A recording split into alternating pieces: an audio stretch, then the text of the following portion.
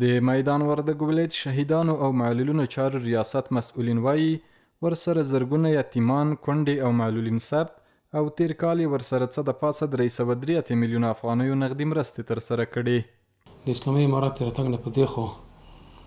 تر ننه پورې موږ سره 3216 معلولین ثبت شوي او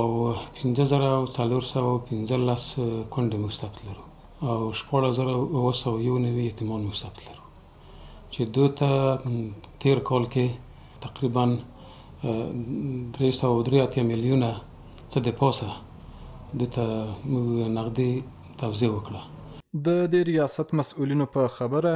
د یادو کورنیو سره یې د څه کم 10 میلیونه افغانیو په ارزښت د خوراکي او غیر خوراکي توکو مرستې ترسره کړې او د 150 په شاوخوا کې معلولو کسانو ته ویلچرونه هم ورکړي. شاوخوا 10 میلیونه څه کم 10 میلیونه د موږ د دوی ته د خوراکي توکو په مرسته کې دوی ته رسېدلي دي او تقریبا 1.5 سل څه زیات 1.5 سل ویلچر دوی ته موږ د معلولینو ته موږ توزیع کړي. د میدان وردګ ولایت شهیدانو او معلولینو چارو ریاست مسؤلین ډاډ ورکوي